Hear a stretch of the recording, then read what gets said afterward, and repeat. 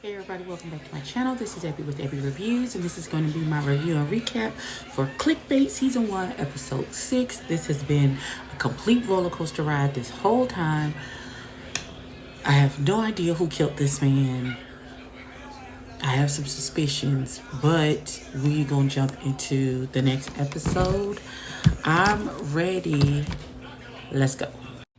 Not the brother works in some computer situation and he's stalking his sister. This is the brother of the woman who murdered, who unalived herself.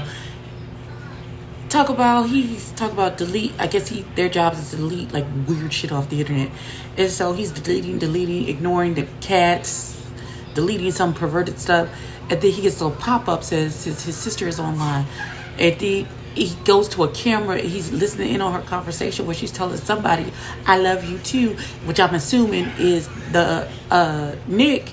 Now he listening in on her conversation when she says, "Oh no, but I love you." And he's like, "Oh my God, here we go again." Like it's a this is a carousel ride that he's been on before. And so he texts her and she lies. And then he texts her again and she's like, "I guess." And then she tells Nick, "Oh, I gotta go. I got a needy sibling." He's the needy. Y'all both just codependent and dysfunctional already. Calling it. Okay, so clearly this man genuinely loves his sister and is looking out for her. She seems a little flighty to me. And maybe this wasn't the first attempt that she's made on her life after falling in love with some man. So I get the overprotectiveness, not to the point where he's spying on her. And anytime she's online, he gets an alert at his job. But like he just want to protect her. I get it. And I wouldn't be surprised if he's the one that killed him. I wouldn't be surprised. Damn minute. Now this man is at work and one of his little worker friends comes over and says, "How did they get those messages?" They talk about the text messages. And he's like, "A reporter broke into my apartment and stole her phone." And he's like, "If they have those messages, you know what comes next, right?" He's like, "Yeah, I know." And then he sees the police coming in to talk to him. And he was like, "I know, just get away. Okay, now, cahoots. I see his cahooting partner, the little meth boy. He looks like he's on that. He could not be on, I don't know. Suspicious. So, cute detective comes to talk to him. And he's nervous. He's fumbling. Which, of course, you expect a little of that when you are approached by the police. But he says he never met Nick. He didn't know she was dating Nick. And that they weren't close. They had drifted apart. Which is absolutely not the case and easily provable. So why lie? And my other question, he said he went on vacation last week. Ooh, he killed me. He went on vacation last week. And he went to go fishing with his friend and gave him his friend's name and number. But at no time expressed any sadness about his sister or tried to connect her suicide to them dating and breaking up. That's suspicious. That's weird. Okay, so as he gets back to his desk and his phone, he texts his friend and said, "Don't answer your phone, don't come back to work today, and don't go home." You could have just texted, right? Or called him. You could have called him from your desk phone and been like, you just call him from another phone that can't be traced. You need a burner to say, "Hey, this is the cops call you. This is our alibi." Blah, blah, blah. Definitely. So he got to do better. He's not good at this. I don't think he thought it would come back to him. So he then flashes back to his sister, who went from having a beautifully clean apartment, she's cooking his favorite meal, to there's dishes everywhere. She has no makeup on, her hair's in a bun. She looks like a depression apartment, like she hasn't been cleaning, hasn't been doing anything. And he was like, "I went by your work. They told me that you hadn't been all week." And she was like, "He's just working things out." And he was like, What does that mean? Does he have a girlfriend? Is he married?" And she was like, "Just stop judging me." And then she broke down and she was like, "Why can't I just be like everyone else? Why can't I just be happy? Why does it have to be so hard?" And she broke down and crying, and he had to get her. And child, I understand. Okay, so the detective calls Pia, and she was like, "Did you hear?" Okay, so Pia's talking to the detective. She asked him, has he seen the story? And then she asked him, is he in Sacramento? And he's like, yes, Pia, I'm in Sacramento. And she's like, so do you believe it to be true? And he was like, it's a lead. His brother, the brother is a suspect after what happened to his sister. And she's like, you believe it, the story to be true? And she's like, of course you do. It hangs up the phone. So they're having dinner and she looks and there's this box and it has a bunch of pictures of Nick in the box. And so she immediately jumps into her feelings, talk about who told you to take the pictures down. And Matt was like, I took them down. And she was like, and Sophie was like, I asked him to. And so they all start arguing because the kids are getting text messages every few minutes from like reporters asking them dumb questions like reporters be doing. And so the mom snaps. She snatches the phone from the boys and then she goes into a different room. Pia follows her and she was like, so then Sophie says, I know he loved those two boys, but I'm not sure if he ever loved me.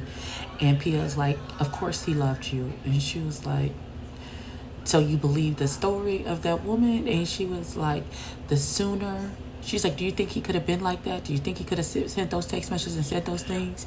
And she was like, the sooner that we accept the facts, the sooner we can start to heal this family. And so Pia is in her feelings. There's a picture on the wall, little collage pictures of the family with one with Nick in it. And she takes it off the wall. And as she's walking out the door, she's like, Matt, you forgot one. And then slams the door. Daughter. Now is not the time. It's not about you and your feelings for real, though, daughter. I really need you to understand that. Okay, so the brother is running the alibi with Daryl, the friend, about where they was and what was happening. And she trying to help Daryl get the story straight about where they was and what they was doing and what they was doing it for and all this good stuff. And then Daryl had the nerve, the audacity to say, first he said, well, we can make a run for it. Like, we can, he's like, where we gonna go? He's like, to Mexico. Daryl said, to Mexico, we can live off of tacos. He was like, how? You still live with your mama. You can't. Ooh. And then Daryl get his feelings, talk about something. Well, I could just turn you in. You know that, right?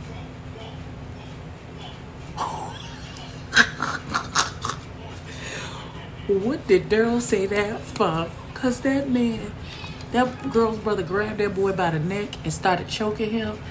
He was like, we've covered our tracks. They ain't got nothing on us. Just stick with the fucking story. Daryl, if you know what's good for you, you better keep your mouth shut because he know Jesus. So the brother and his friend Daryl is like they break, I guess, rolling up. And so they talking about the earth being flat, and the brother is really like, Daryl, you gotta stop these theories, it's too much. He's like, if the earth not flat, why we don't just slide off then? That's not how that's not how it works. But as he's trying to get through some sense to this child, he gets a phone call from his sister, and all she says is, Simon, I'm sorry, I'm so sorry, I'm so sorry. And then he runs over to her apartment, gets in, and by the time he gets there, it's too late, she gone. And you hear him screaming and hollering and wailing and stuff. And then he picks up her phone and goes into it and goes to that date nap, and she sees some messages that says, go ahead, do it, I don't care. When she was threatening to kill herself if he didn't act right. So, Chad. Okay, so Pia, who can't never leave well enough alone, goes to Sacramento and finds Q Cop. And she's outside his motel room door, and they talk a little bit about the case, and they start to kiss, and Q Cop is like, I can't do this because if they find out, they would take me off the case. And she was like, how would they find out? He was like, I would have to tell them. So clearly, great set of ethics. Meanwhile, all of that is going on. Brother is packing his shit to get the hell out of Dodge. He says, I see the writing on the walls. Baby. Okay, so they flash back to several months ago, 3 months ago. Daryl and the brother is trying to figure out who Nick is. And just by the clues that he gave, they figure out that he is the health whatever the person is for the Lynx, the female volleyball team. And so they figure out who he is, and him and Daryl hatch a plan, and they're the ones who snatch him off the side of the road. Child, the brother got, the cops was waiting for him outside the door. He said he taking the suitcase of clothes to Goodwill, which was a good answer off the top of the dome, sir. And they was like, well, we need to speak to you for you to give your formal statement down at the police station. He has an officer from the local police station with him. And he's like, okay, but can we do this after I get off of work? And he was like, well, your job will be fine. We'll let them know that you're working with us on an active investigation. He was like, okay, well, can I take a car with me so when I get done, I can just go on to work? And they was like, sure, we'll follow you. Okay, so what in the white privilege is happening? You just gonna allow him to drive himself to the police station?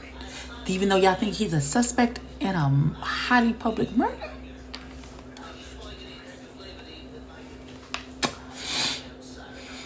But that's another story for another day. So he starts to pull up behind them, you know, they was like, keep an eye on him, blah, blah, blah, blah. And then when they stopped for the gate to open and for them to pull out in the traffic, he pulled. So he pulls a reverse, and then he jumps out the car and he takes off running. So they're in a slow chase because neither one of them niggas is fast. And so finally the cop catches up with him and they get him for arrest. Now Daryl's dumbass. Okay, so Pia, equally as dumb behind, goes over to that boy's job, talk about, well, I'm going to talk to him myself. What the hell, daughter? You is not the police. What is you finna do? You ain't finna do nothing but aggravate somebody. Okay, so as she gets there, she sees Daryl. Now, she saw Daryl's on the man's profile, so she knows who Daryl is. Daryl sees her. He disappears out the car, and as she's walking back, he rolled up on her. He's like, sister, what are you doing here? And then he flashes his gun, and as he's walking her back to his car, one of their co-workers is like, Daryl, and catches him off guard, and she takes her keys out between her and him in the face, and then he gets hit by a car in the parking garage, and she's like, he has a gun, call the cops. And he's talking about, I'll fucking kill you. Child, Daryl done lost his damn mind, but he going to jail as well. I need P to go sit her silly ass down somewhere because she doing too much for me at this point. Pause. I just had a thought.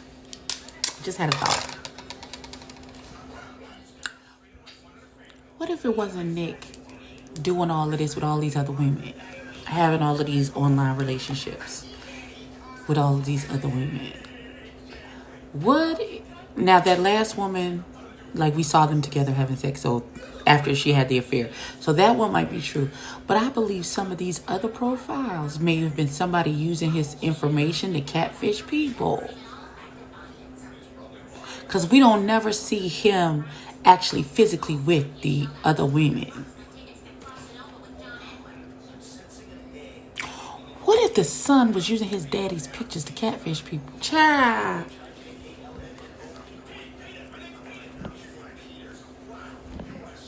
Okay, that was just a thought that I had. We'll discuss this later. He just seemed really dumbfounded when the brother was like, when he mentioned the name Jeremy Wilson and Maggie Oxley, he's like, who is that? He seemed genuinely confused. Like, he really didn't know who the sister, like, he had never heard that name for the sister anything before. Let the record reflect that in episode 6, that I am saying that I only think he actually had a relationship with an old girl who think they in love and almost got ran off the road. And the guy who was catfishing everybody is the one who ran her off the road to keep her from telling her story. I think I solved it. Rubber Raggy. Oh my God, it's his best friend. First of all, whoever made those profiles knew everything about this man's life, including the wife having an affair and all the other stuff. What if it's his best friend? Like, the best friend. What if it was his best friend who was using his life and his pictures to catfish people? What if it's his best friend, y'all? It's his best friend, y'all. It's his best friend. It's his best fucking friend. Damn. He wanted his life so bad that he pretended to be him online to get women to fall in love with him. Oh, sweet Jesus. Okay, so they got brother in the interrogation room, and the cop is like, do you have something to say for yourself? And he's just quiet and staring off into space. He's like, well, we can sit here all night. And then somebody comes to the door and says she's here. I'm sure she is Pia. Then they flash back to when he's in the truck. Well, Daryl's outside peeing, but him and Nick are in the truck. He was like, you know, my father killed himself. I know what you're holding on to. Me and my sister were little. We found his body, blah, blah, bloom, blue, blue. And he's trying to get to him. I think the brother may, have a feeling that he may not be the one who actually did all of this. But we'll see. We'll see, because he still end up dead, so I don't listen. Wait a damn minute. Is Daryl smoking crack? Or is that weed in that little... It looked like he was smoking crack. You smoke crack, don't you? Listen. Nick is getting through to Simon, the brother, because he said that picture is photoshopped of him and the sister. He's like, look, just look for any inconsistencies, because I took that picture in Maui with my wife, and the horizons don't even match up. So was the sister that delusional that she photoshopped a picture of them two together to build this fantasy? I'm confused. Confusion in mind. So there's something else going on here. Something's weird happening, because Nick and Simon had a conversation. He's like, don't do this to my sister Pia. I'm all she has. I'm her brother. Don't you know how this feels? Don't do this to her. So he says he'll confess to everything if he could talk to Pia. Meanwhile, Pia is calling Sophie saying they got him and the accomplice too. And the mother says, and Sophie says, well, what would you have done if it was your sister? And then she goes into this rage. She slams the computer down. She throws it around. She starts breaking down and crying. And then she's looking at the younger son comes to try and get her together. And the oldest son is standing in the doorway looking crazy. And she's looking at him. Was it not the best friend? Was it the mom and the son who was in cahoots with the fake profiles? Who's behind the fake profiles? Who almost ran her off the road? So many questions. Lord Jesus. So Pia goes in and talks to the man, and she was like, she said some crazy shit about the sister and stuff. But that's neither here nor there. What's really crazy, he let him go. Simon did not kill him. He's like, I let him go because I had gotten the wrong guy. Because he believed him and the Photoshop pictures and everything. So he said the last I saw, he was running away. So who killed him? And then we go over to the son, and the son is texting somebody this whole time, and it's like, he's like, any news? And he was like, looks like they caught the guy who did it. And he was like, thank you for being there for me. And the person was like, you can always count on me. I'm good at keeping secrets. What secrets are you keeping? What secrets are you keeping, young man? Like, something else is going on here. I don't know who. Thought it was the best friend. Now it has something to do with the son, and possibly the mama knows that the son had something to do with it. Something is going on. I don't know what's happening.